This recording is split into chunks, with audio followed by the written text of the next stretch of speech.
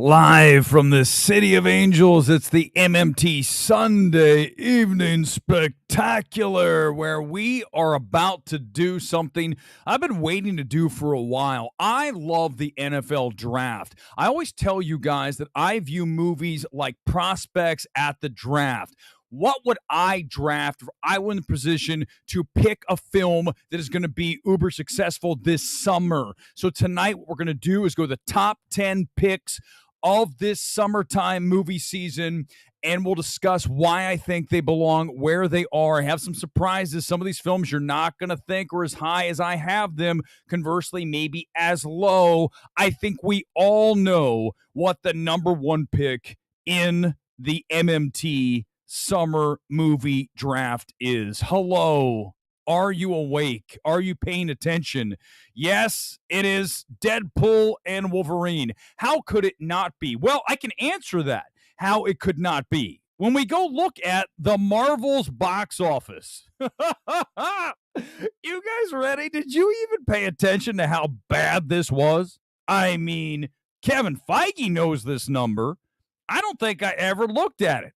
$206 million worldwide. Holy shit, that's terrible. And that's why you would say, nah, Deadpool and Wolverine will not be as successful because the MCU's been in a funk, because people are tired of comic book movies. There's fatigue. Well, yes, I agree. There's definitely that.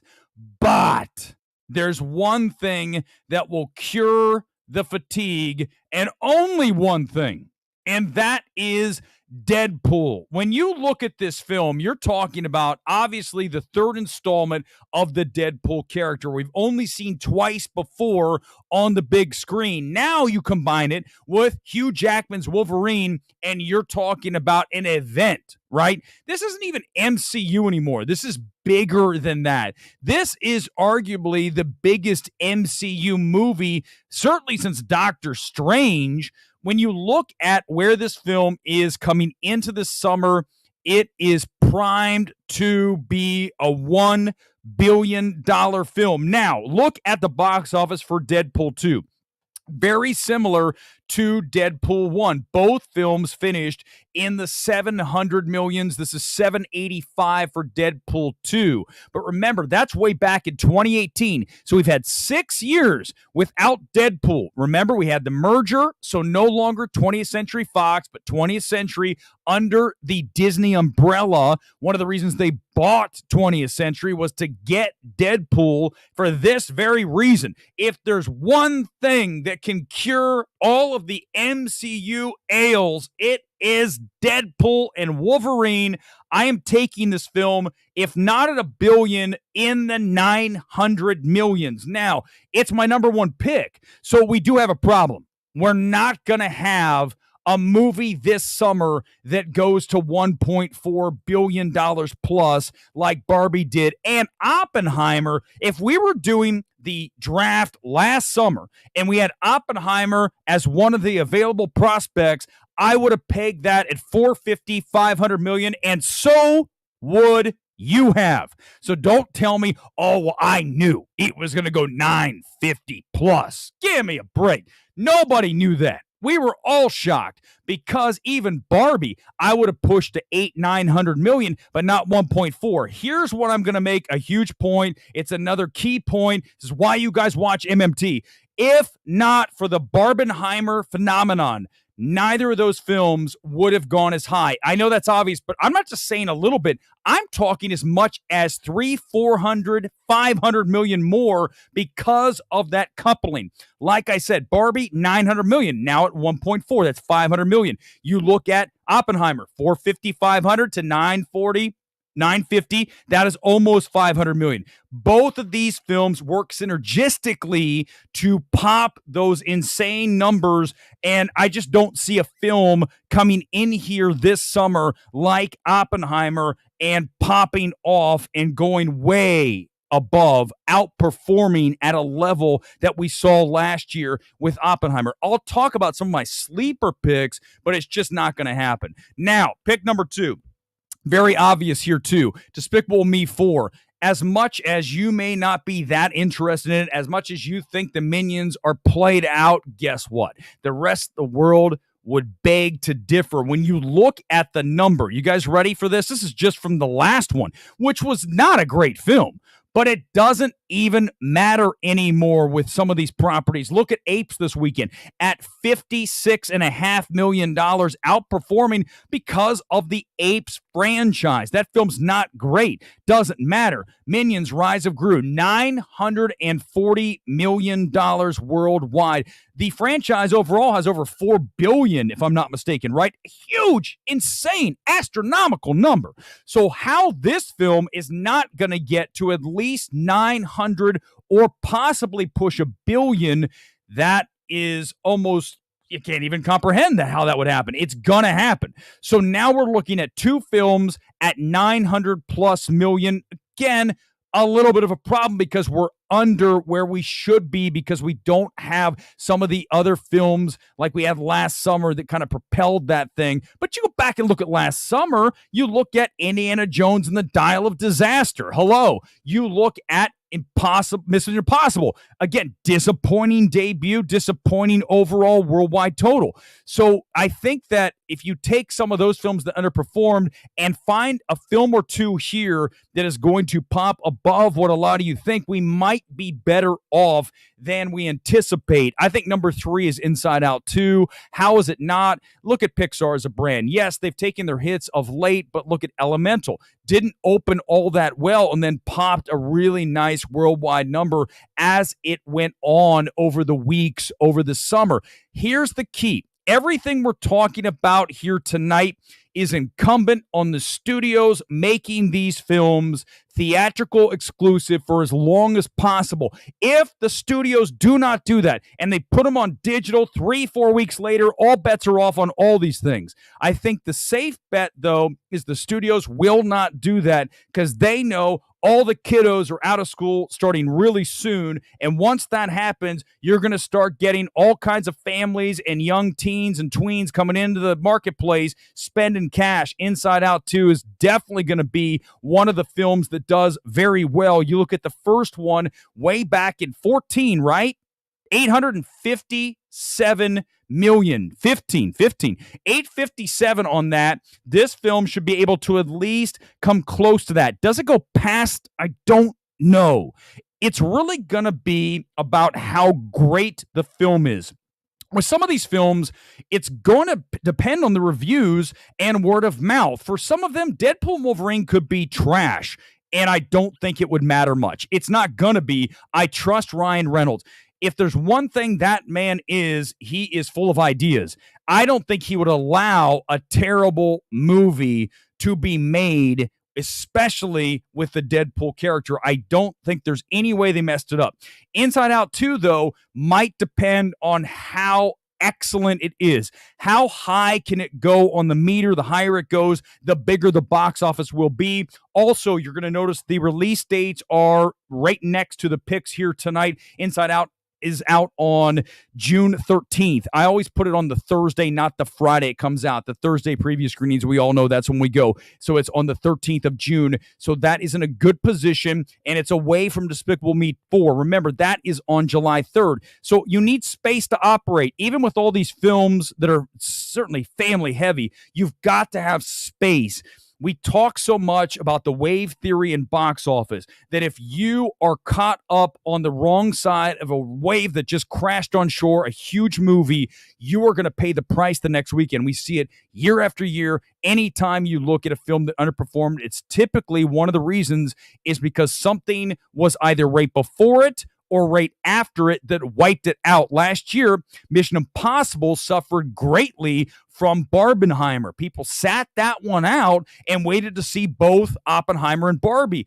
That's a level that I don't think we'll ever see again. I go back to last summer and the multiplex going multiple times opening weekend up to the AMC here in Burbank, the number one AMC in the entire country, completely slammed. I mean, I've never seen anything like it. It was an event, right? It was the place to be. This summer, the place to be, the biggest weekend will clearly be Deadpool and Wolverine. Everything else will be a little more scattered. I think we're going to look at a lot of these films kind of breathing and taking a little bit of time, but they'll build up again if the studios do not bring them home to digital. Here comes pick number 4, and some of you guys are going to say this is way too high for this film, but let me tell you why I have this film at number 4.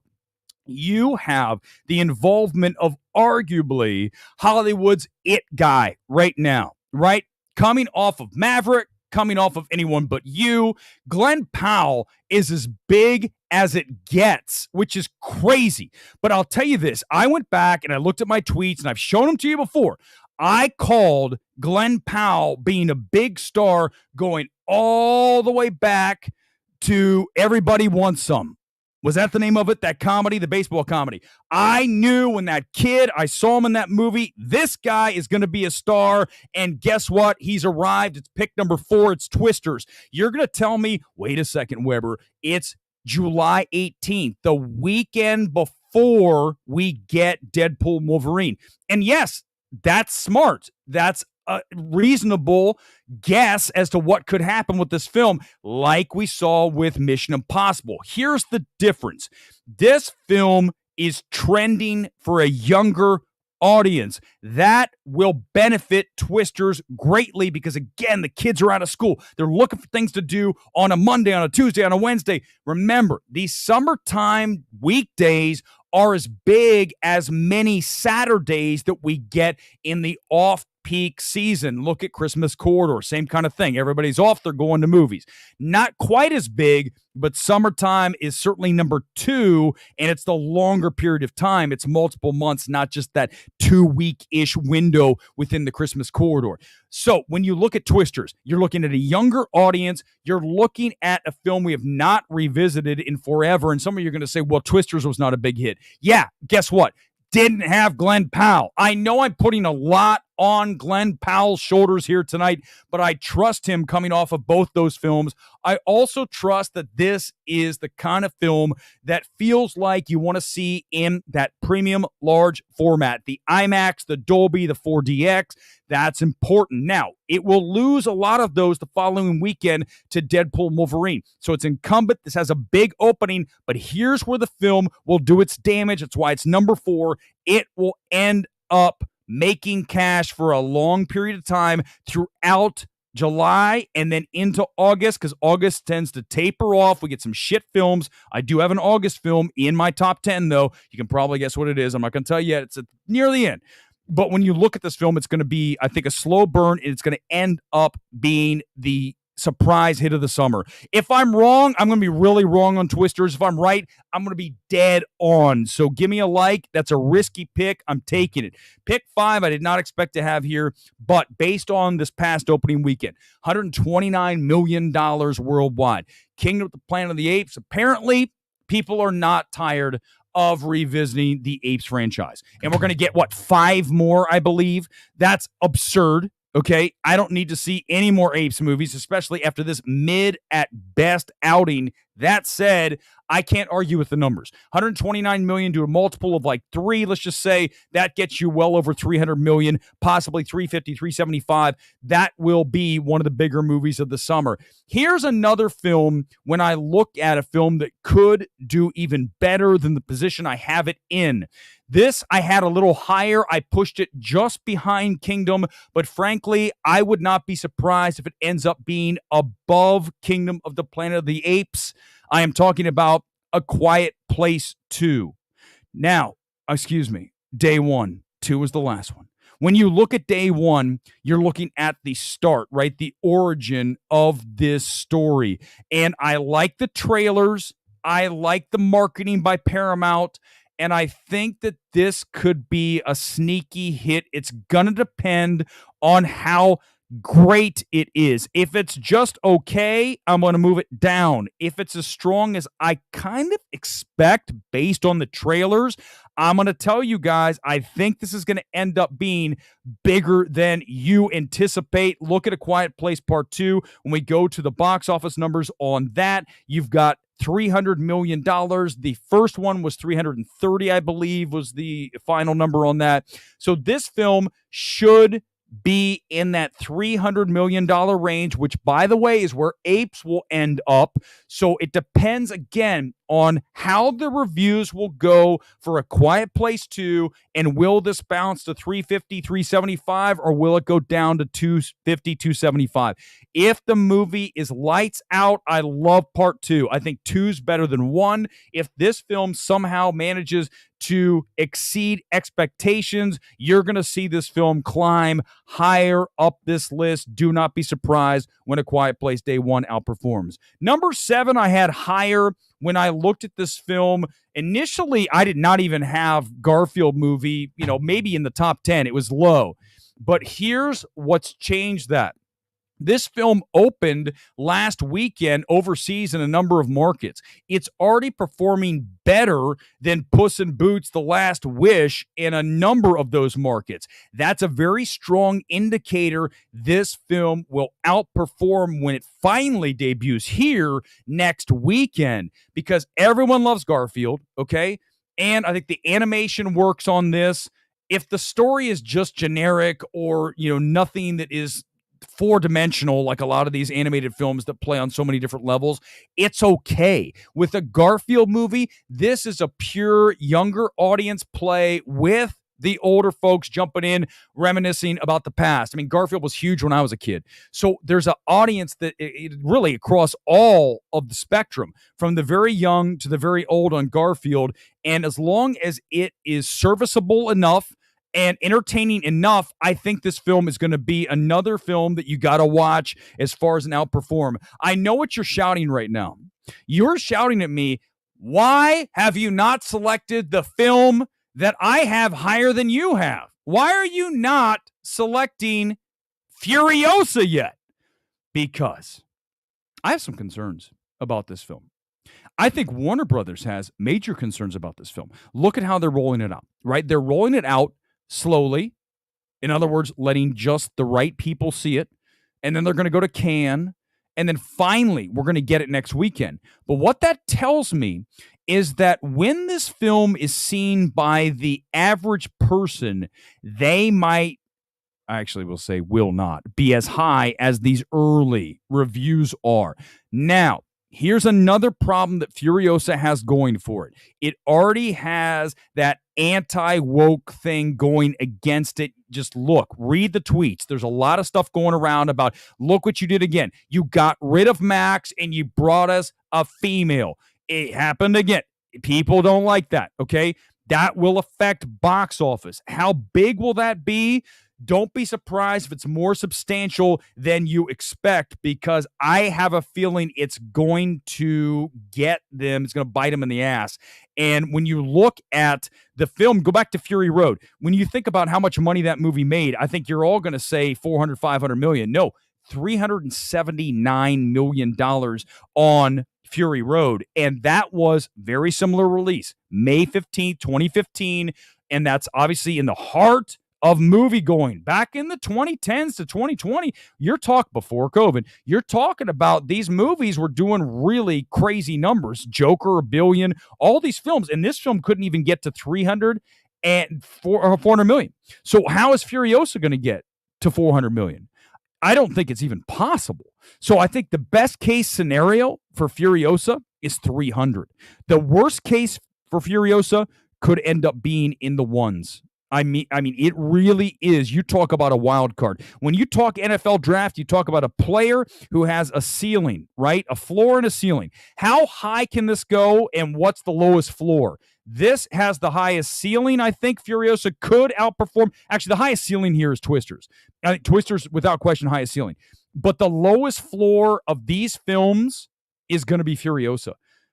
Remember, I told you that if this film does not perform like you're expecting, you heard it here first, I'm usually dead on, and you know it.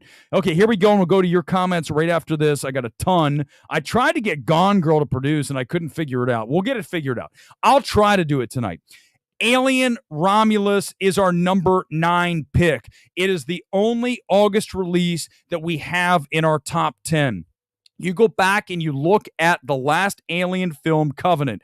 Not that impressive from a box office standpoint. Look at the number here at $240 million. That's not fantastic. That is not stellar. That is marginal, for a film like this. And I think when you go back and you go to Prometheus, I'm going to pull it up.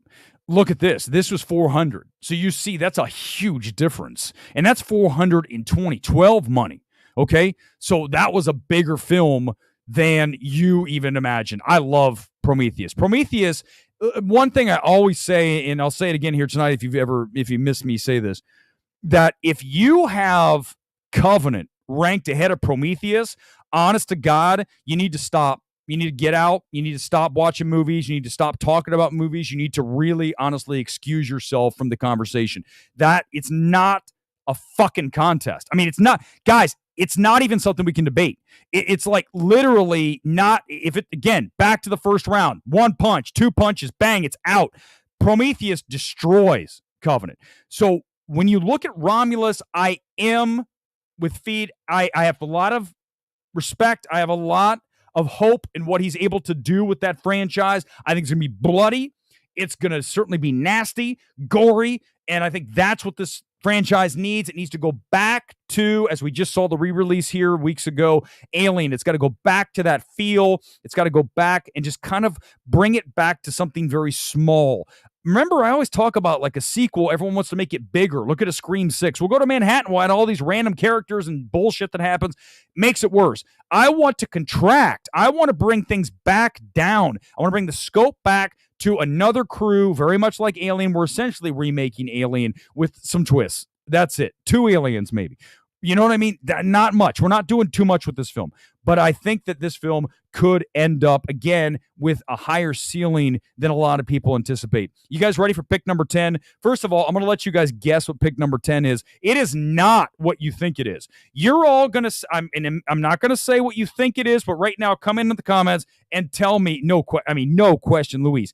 It's not, Prometheus is, especially if you saw it in 3D. It is, as far as I'm concerned, a classic sci-fi film. In 3D, you guys, oh my God, that 3D. In 2012, the 3D that was going around with Dread, with Great Gatsby, and Prometheus, those 3 films, if you had a chance to see the 3D that was shot in 3D back then, guys, it changes the entire film. That is one of the most underrated sci-fi films around. No question about it. Long Legs, I really am excited about that movie, but no, that's too small. Maxine, I think will outperform. I don't think it can get in the top 10. Okay, as a draft pick, no. But I do see you guys, listen, I want to see Maxine in the top 10. It's my number 1 most anticipated movies. No, it's not Bad Boys. This is it, Aaliyah. You hit on the film that you all thought was going to be number 10. Bad Boys is in deep trouble. And here's why. I know that a lot of you live in the film Twitter bubble or the film bubble. The reality of the situation is, if you ask the average person on the street if they want to see Will Smith in a movie again, they're going to say no. They're going to tell you no. And I hope Sony knows this. And I'm telling you, I wish I could be a consultant and have told them, do not drop this movie this summer. Push it off a whole nother year. I need more time away from the slap. Society needs more time away from the slap. This was a mistake. The trailer looks terrible. God, I don't even want to see this movie. This film is going to be in big trouble. What film is going to be the biggest underperformer versus what the expectation is? It is Bad Boys. Remember, you heard it here tonight. Number 10, I see JM, Jerk McMillan, you nailed it. Number 10 is If.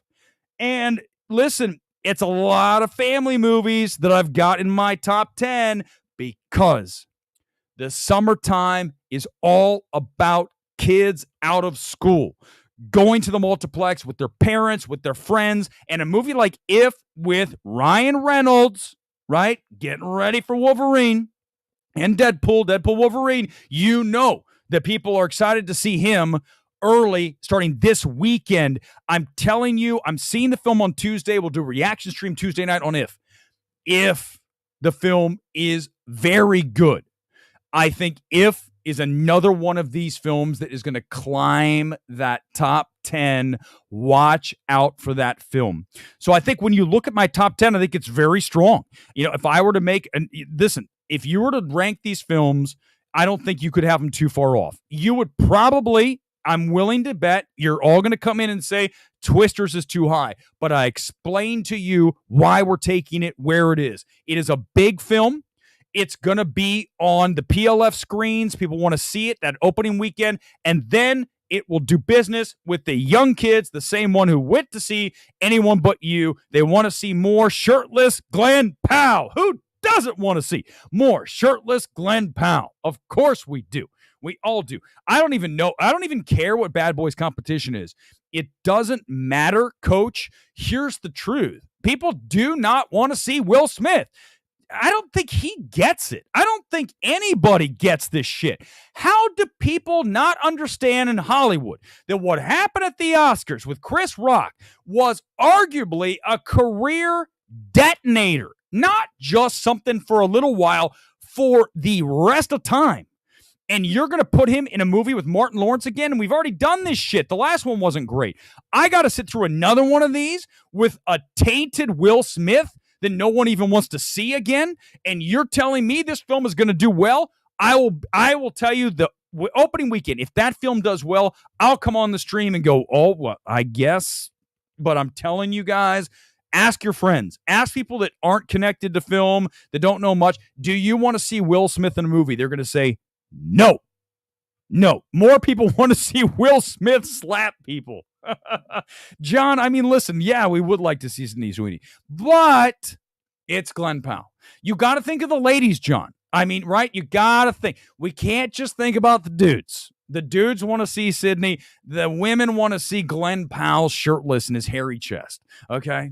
Although I like Glenn. I think Glenn follows me on Twitter.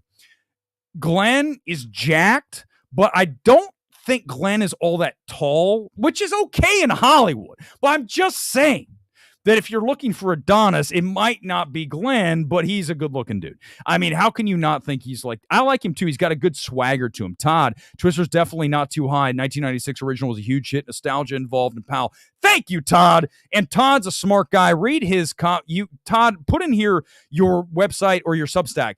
Todd is like really heady. I really love what Todd has to write about award stuff, about box office. So if he's saying this, yes, great minds think alike. I like hearing that. I really think that we're looking at a film that's going to pop. I think a lot of people are underestimating that film. And that's the fun of what we just did. That I think that it's going to be one of these summers where we get some unexpected hits. I just don't think we're going to see something like Oppenheimer. Because listen, again, nobody had Oppenheimer at $950 million. You had it possibly at $450, maybe $5. Even on Nolan, a drama, a 3-hour drama. No, $550 max. You didn't even have $6. So the fact it went 400 over, we're not going to get that. If's emotional core was so strong, people were crying in the cinema. I can't wait. Oh my God, superhero movies. I'm going to see it Tuesday. Reaction stream Tuesday night. I have a feeling I like it. I like Ryan Reynolds. I like the idea. I like Krasinski as a director. I think he's got some solid taste, and I think he knows, definitely what he's doing behind the camera. I'm looking forward to If probably more than a lot of these films. If you ask me what's my most excited, most anticipated movie of the year, it'd be Maxine. You know how much I love X. I appreciate Pearl. Her performance certainly is the strongest thing of that film, but X is like, man, guys, that's all-time horror for me. So when you look at Maxine set in the 80s in LA, right? You got to be kidding me. That trailer's unbelievable. That trailer's really strong. And I want to say this before I go even a step further here and get ready to talk about one of the worst movies of the decade, maybe of the millennia. I got to say that the new Yorgos trailer, whoever mixed the new Yorgos trailer nailed it. Like the mix, the audio mix of Sweet Dreams with that trailer, and the way that as the words come up, right, Kinds of Kindness, whatever it's called, and it's like boom, boom, boom, boom. They pop as the words come up. Who's writing that, he's writing that. Whoever mixed the trailer, the audio of Sweet Dreams, deserves an Oscar. That's how good that thing is, and it's so short and it doesn't show anything of the movie. That's how trailers should be. That is, I would argue, maybe a perfect trailer. You guys know how I feel about poor things, but that trailer is badass. So see, there we go. Mr. Objective is back. Bad Boys Ride or Die is tracking high on the quorum. Tracking firm, I found out. Listen, it doesn't matter. Nope, they're wrong. Listen, Aaliyah, I can do all of the tracking and all the discussion you want to talk about. At the end of the day, there's one thing that I've always been blessed with is a feel for how these things are going to be received. Even after seeing Oppenheimer, I knew it was going to go better than I anticipated. That said, no one had it at 900, so that's stupid to even discuss. But when you look at Bad Boys, I will say this. I do underestimate, and pardon me, guys, I apologize for being totally brutal here. I underestimate the number of dumb people out there. And you guys know what I'm talking about. You go out in society and you look around, and you're like, Jesus. You go to Walmart. And I love shopping at Walmart. I do not, run from Walmart. I run into Walmart. Every time I'm in there, I just look around and I go, I don't know. These are the people that are probably going to go see Bad Boys. I just have no interest. It's a good question. Take Me to the Moon. That's a great counterplay, right? That's a good counter-programming play when you look at a film that could come in and do better than expected. Same thing with Maxine. Anything that is long legs, look at Cuckoo. Look at any of these films that are coming in. A24 loves doing that. They love to bring in a film in that summertime, go back to 8th grade, a thing that did very well for them. That was their counterplay in the summer to go against all this blockbusters. I think what we need is a varied cinematic diet. And the more that we have in the multiplex, the better we're going to be. And the summertime is looking very good. I think we're going to get at least 2 movies that you need to see every week. And if they're great or very good, then you definitely have 2 movies to see. If they're great, you might see 3. I think we're really getting into finally the meat of the schedule. We're going to start getting these films, and I'll let you know about If on Tuesday. Okay, let's do this, and then we'll get to more comments. I want to continue, and I want to talk about, this is something I saw about The Fall Guy, which, by the way, fell over 50% here in the States, 50, almost 60% overseas. That film's dead. We knew it, and all the people were like, well, just give it time. It's dead. We knew it was dead. But did you see this article? This is the kind of shit. Now, guys, I'm going to go nuts again. I'm going to try. I've been pretty good about not going nuts tonight. So I'm just going to chill, and I'm going to try to do this without losing my shit. You ready for this? What the hell do people want out of movies? By Matt Singer. This guy is clueless. Every time I read a Matt Singer piece, it's written like a film Twitter guy. Matt, get out into the real world. You do not exist in the real world. So he writes for Screen Crush. No, really, I want to know. What the hell do audiences want out of movies? That's the question on my mind this week as I look at the Fall Guy. The box office is bad. Unofficial kickoff of the summer movie season, blah, blah, blah. This is a fun movie. This is great. He's saying all this straight. Guys, did you see The Fall Guy?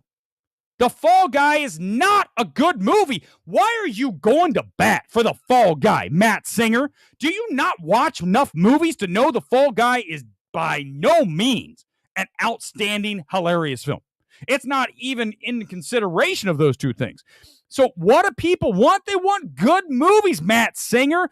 Pick a movie that's actually great and then write a column about what do people want out of movies. Not The Fall Guy. What the hell are you doing, dude? And this gets back to what I say so often. When I watch these movies, I wonder if these people are part of a cult.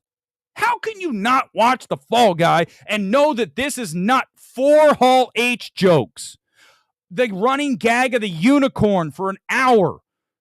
Jokes that don't work. Inside shit that's not funny. It's not Tropic Thunder. The Tropic Thunder ripoffs. It's a bad script, but yet Matt Singer's like, why didn't you guys like The Fall Guy? It's great. So funny.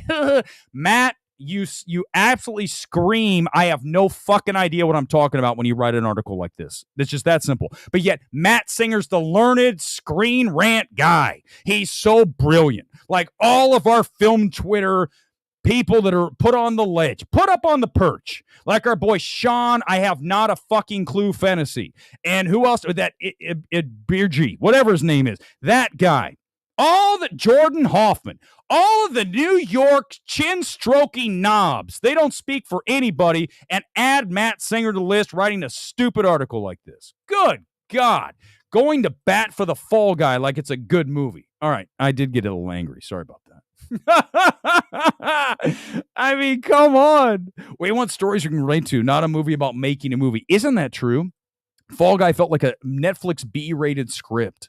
Yes, 100%. It feels like it. I'm sorry, guys. You know, I really should hydrate at this moment, but I'm feeling it, so I'm not gonna. It'll break my momentum. I got to keep plowing forward, Jeff. But no, you guys know how I feel about film Twitter. They're just so exactly, Manny. These people, no, you know, they're showing their whole ass. You know this. Literally, you are showing that you have no earthly clue what constitutes a funny or great movie if you go to bat this hard like Matt Singer for The Fall Guy. I mean, honest to God, I would crawl into a shell if I wrote this article. What the hell do people, a good movie, Matt, not The Fall Guy. Good God. All right, let's go. You guys ready? You guys ready to talk about arguably the worst movie of the decade / millennia / century / whatever time frame you want to discuss? We are talking about Poolman. I know. Right now, you're looking at me saying, what are you talking about? I don't even know what you're discussing. What is this film? Let me tell you what it is. It is Chris Pine's directorial debut, where he plays a Greg Altman-looking hippie who is anti-establishment, living in a trailer outside of a motel's pool, and he has his buddies Danny DeVito and Annette Bening, and the three of them bungle around in some kind of detective spoof on a noir that is so bad. Guys, this is what I'm going to say about Chris Pine. Chris, and we're going to talk about why it's terrible. Chris Pine has no friends. You know how I know? Because no one read the script for Poolman and said, Chris, don't make this movie. This is terrible. Like, he has no one close to him that he can trust, because anybody who read the script to Poolman would say, this is atrocious. But here's what works. One thing, and it's not Chris Pine. It's not Chris Pine's Greg Altman-looking bum-ass Poolman. It's not that. It's the look of the film. Tony Scott look. It kind of looks like a Beverly Hills Cop 2. You know, where the cameras are all up in the face. Everybody looks glistening like me right now after sweating and just going into a rage. You know, it has that kind of a good look in a weird way. And I know I'm the only person who would notice this because that's how I operate. But get ready, because everything else we're going to discuss is not just weak, but truly abysmal. This screenplay, go back to what I just said about Chris Pine having no friends. To think that what you wrote on the page about a pool man who is anti-LA government and writes letters to Aaron Brockovich inside of his trailer next to the pool as he cleans the pool with his CD Walkman, listening to classic music, and then gets hired by a shadowy woman who wants him to investigate the mayor. It's like the worst Fletch you can imagine, with zero laughs and no Chevy Chase. Because Chris Pine, as much as I really think he's okay, I think here's the thing about Chris Pine. He's just okay. He's not that interesting. And he's a great looking guy. Here's what's weird about Chris Pine. When you look at him, you're like, that's a movie star. But then you look at his output and you go, it's not a movie star. His best thing was when he played Captain Kirk. He's great in that role. My God, this guy. And then it's been really a stream of forgettable films. I mean, name a film outside of Star Trek that was a big hit. Don't say Dungeons and Dragons. Don't even mention that movie. Talk about another McDonald's forgettable bullshit movie, Dungeons and Dragons. When you look at Chris Pine, there's just, I don't know what it is. Well, first of all, he has no taste because he wrote the screenplay with his partner. The fact that he considers this to be good tells me that Chris Pine, you'll never be able to enter any opinion about any movie that you're cast in my movie. If he ever comes up and says, I think we should, I'll just look at him and say, Poolman. And then he leaves. And then he just walks away. Did you guys see that he's defending this movie? Well, first of all, I want to mention a couple more things about the movie before I talk about how terrible the score is and all that. Chris Pine is rushing his lines in some of this stuff. He goes, no. I go, what? What was that? Chris, I couldn't, what was that? As you're a director, you've got to have someone on set who is going to be that script supervisor that listens to the lines and says, listen, that was too fast. Slow down. Trust me, I've done it often on the show, but I'm doing a show on a Sunday night on a YouTube channel. I'm not producing a $1+ million movie, probably barely 1 million. But you see, I'm allowed to rush. He can't. He's making a movie. He's taping it. We're just shooting live. If you watch a tape, God bless you. We love you. But when you're looking, he just goes so fast. And you're like, come on. And then also the other thing is the pacing so slow. Ask Simone. Simone went with me. You guys might know her from Club Chalamet. And Simone looked over at me and it's terrible. Like, what are we going to say to each other? There's nothing to say. This is a 3%. I mean, a 3%. Anybody who is raving about this movie is again showing their whole ass. Thank you. That's exactly what's happening here. Get ready, because now we're going to savage Chris Pine more. He says that the negative Poolman reviews were a come to Jesus moment, which, by the way, he looks like a little bit Jesus in this movie. Look at him. Is that not Greg Altman? Now that I said it, you're like, that's Greg Altman. It's Greg fucking Altman. He plays the weirdo hippie Poolman with his Discman playing classic music and classical music. God, this movie's terrible. Okay, so let's go through it. Criticism as an actor is just part of the game. There's a lot of stuff to hide behind. There's a director and the writer and the release pattern. As an actor, you come to set and you do your dance and you go off, and by the time the film comes out, you've done X amount of other projects, which I understand. Compared to co-writing, directing, and starring in a movie to being a stand-up comedian on stage, well, if that's the case, you got booed off the stage. This is terrible. Okay, he's resilient, though. He says it's resilient. And listen, this is where it gets crazy. He tried to make a joyful film. I think that at least it's not a negative downer film. Okay, you accomplished that. But look, when he talks about defending the film, listen to this. After the reviews in Toronto, which it debuted in Toronto, terrible reviews, no surprise. After watching it, you'll see it. Maybe I did make a pile of shit. Yeah, you did. No, not maybe. Let's just scratch the maybe. I made a pile of shit. He said, I went back and watched it. I fucking love this film. Okay. Chris, don't double down on refuse. Don't do it. If I have a terrible take, and trust me, I have, I'm not doubling down on it. I'm going to escape it. I'm never not doubling down on Beau's Afraid or Poor Things. Never. But this film, he needs to distance himself, because this is so toxically terrible that it could derail his career. And you're going to say, well, his career is already kind of derailed. And that's fair. Like we said, Chris Pine, for whatever reason, is just never really caught on. Right. And, after watching this movie, I got to say he doesn't have the best idea about what works. And if you don't have that as an actor, you got to know what projects to pick. And the fact that he picked this movie and made this movie, this was his movie. It's kind of like, yeah, that one with Matthew McConaughey, The Beach Bum, but only way worse. Poolman will sweep the Razzies. It better, Jim. Simone's like, it won't even honor it. It's terrible, Simone. It's so inert, right? It's so, you don't even laugh. The audience, there were 20 of us in there. I can't even believe it. If it was any other city than LA, there'd be one. No one even made a sound. It was like, what? Because there's not even a reaction. You're not even laughing or crying or even, at least I could laugh at how bad it is. It's so staggeringly inert. You're just like, I'm bored. And then, thank God, the only good thing, I forgot to add one good thing. It's 90 minutes long. 90 minutes, which is really good.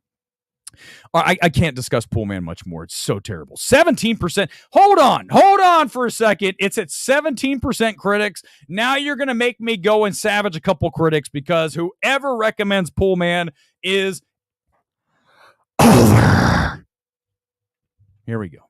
Let's find it.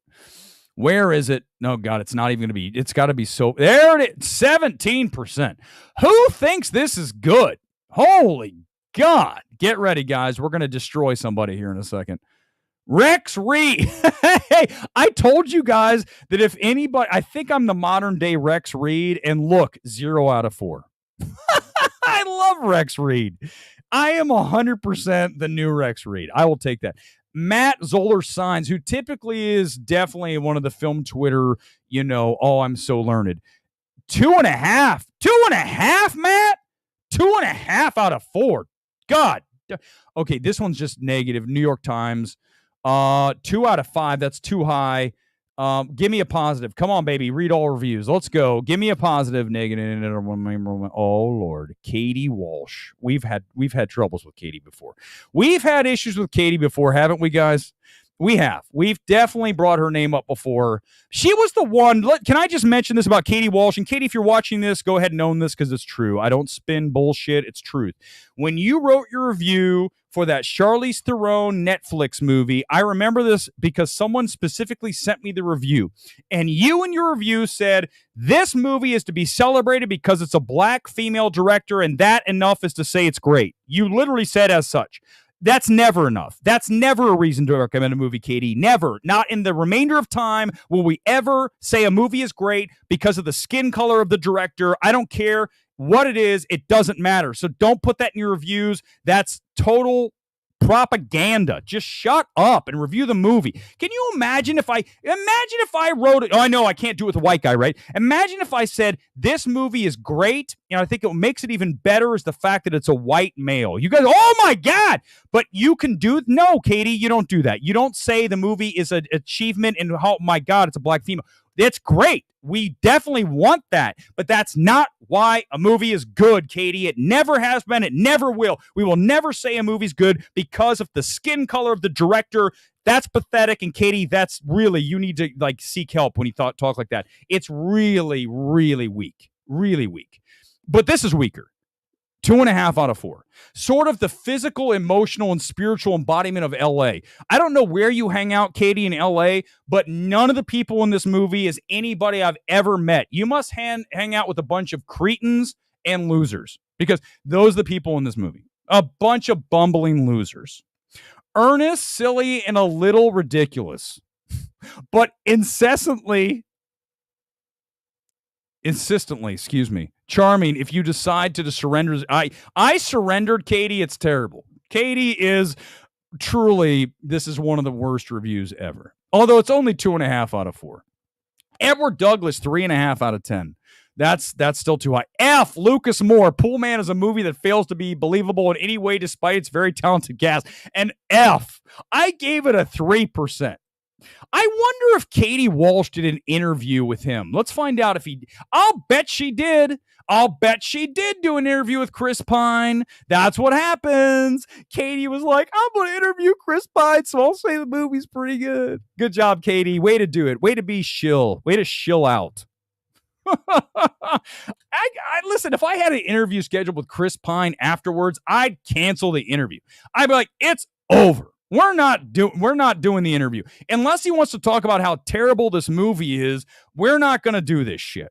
I mean, that's the thing. Why am I the only guy who will do that? After watching Poolman, if I had a meeting with Chris Pine afterwards, I'd say, what were you thinking, man? I would go to as far as to do this. I would walk up to Pine as security was like, you need to please leave, sir. And I'd say, Chris, who told you that this script needed to be made into a film?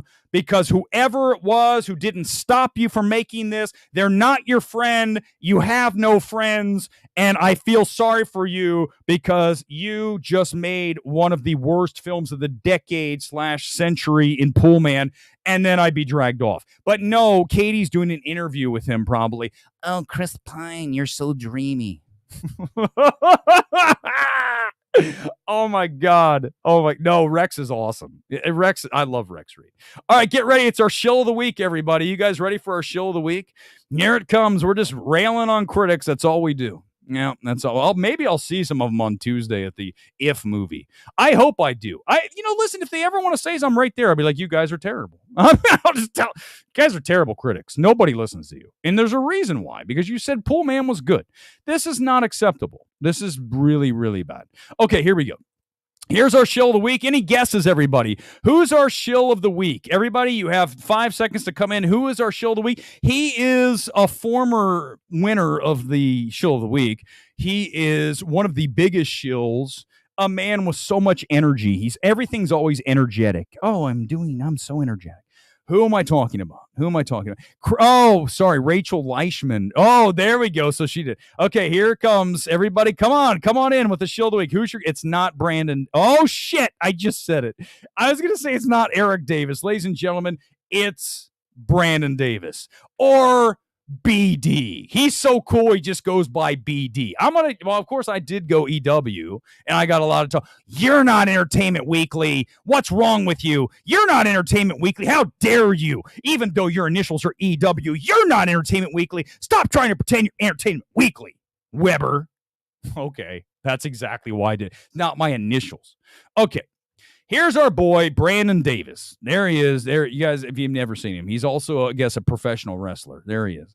He looks a little psychotic, but I'm not suggesting I don't look psychotic in my selfies. So that's fair. Look, he said he's in L.A. If I'm not mistaken, the guy lives in Nashville. So Paramount flew him into L.A. to watch a movie? Now, there is a press junket. He probably did that. So, okay, which is fine, whatever. But then I was told the junket was virtual, so there's no reason to bring him to LA. Why did you fly him out here? Well, I think I have a good idea. So that he would, because remember, those trips are all expenses paid. You get put up in a nice hotel. You get Uber down to the movie to watch, and then dinner money. You get your per diem. Here it is. This is what you paid for.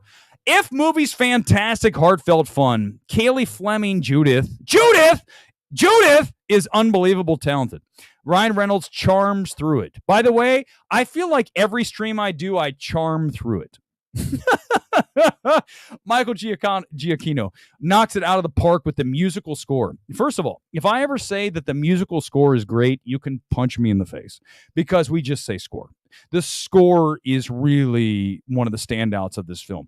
He does it. He knocks it out of the park with the musical score, not the technical score, nor the dietary score, but the musical score. John Krasinski doesn't miss. Laughs and tears. Loved it. Great for everybody.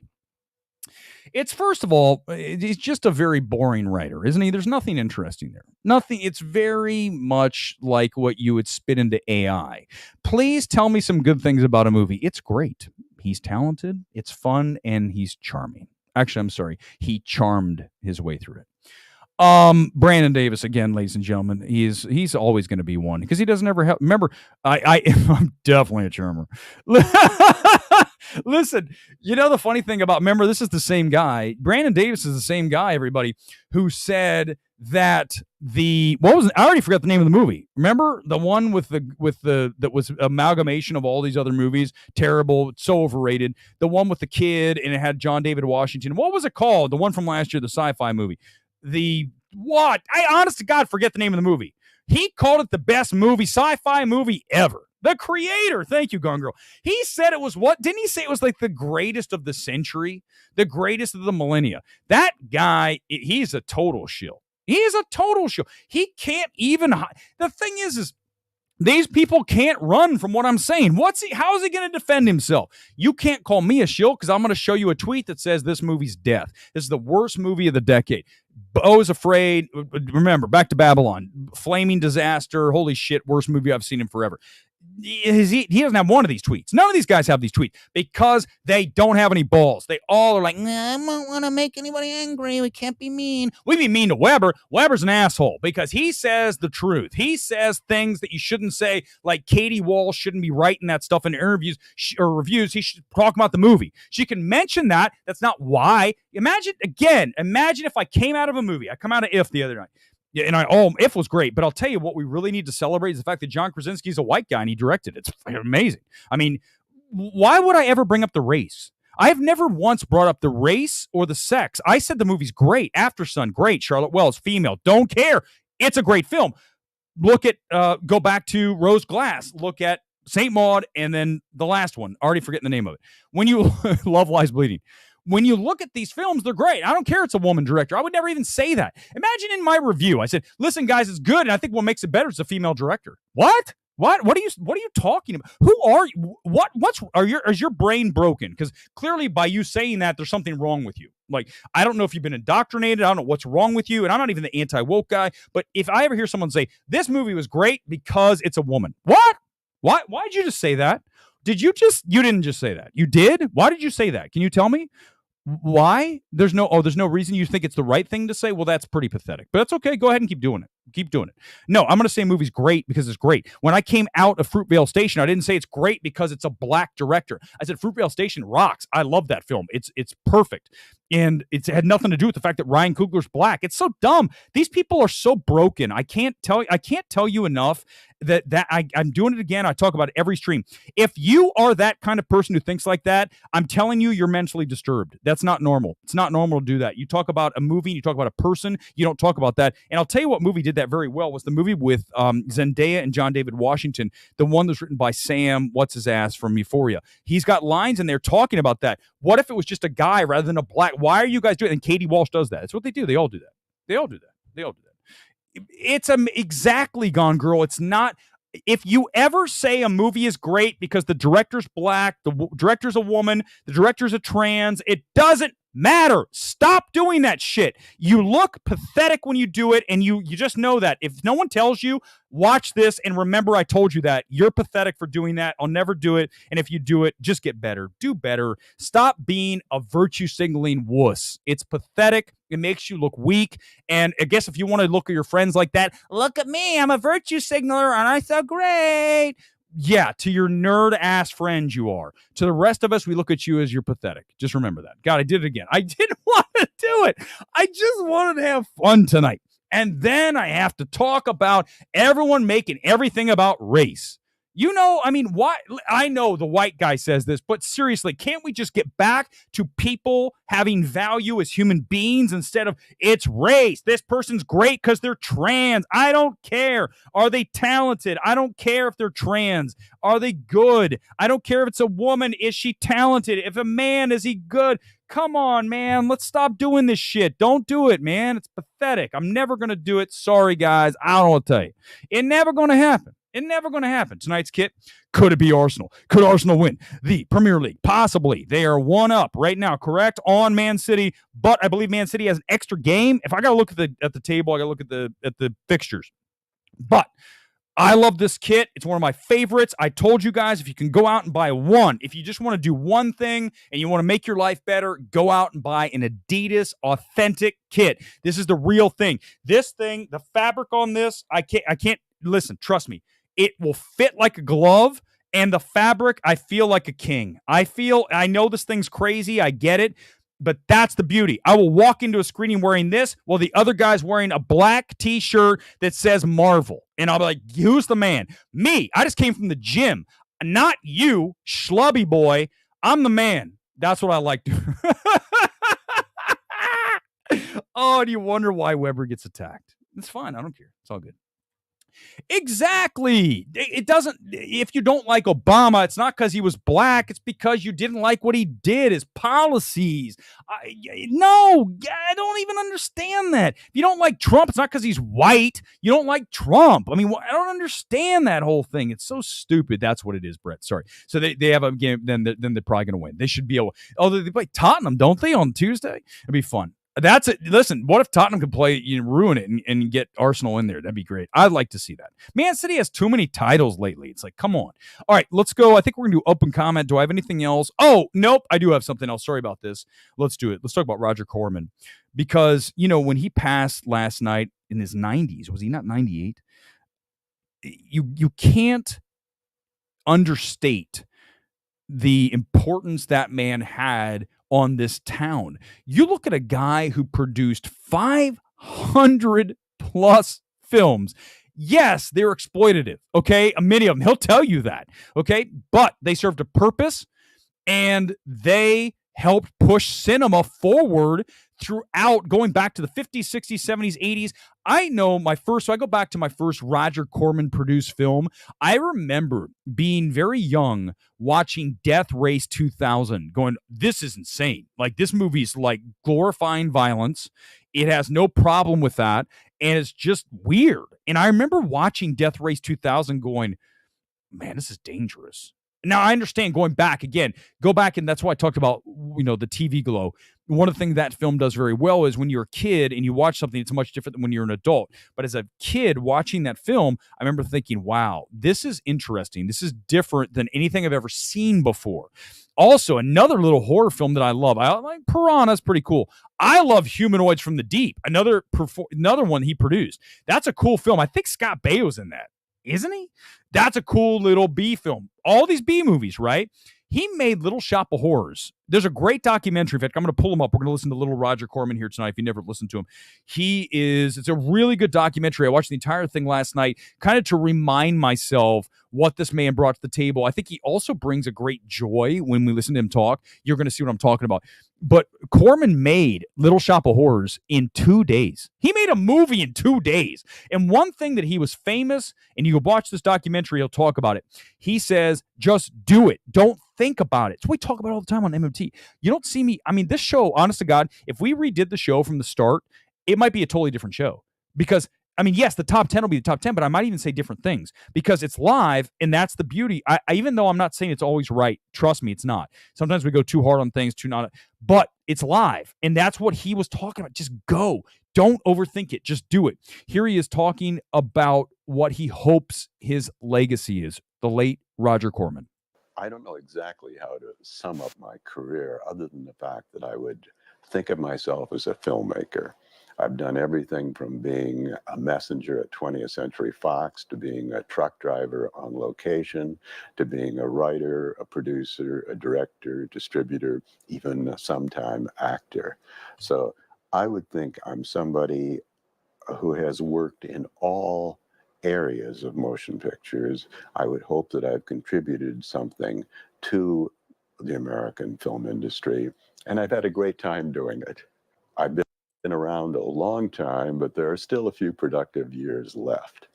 And this was back when this was shot. I believe this was like in the late 90s.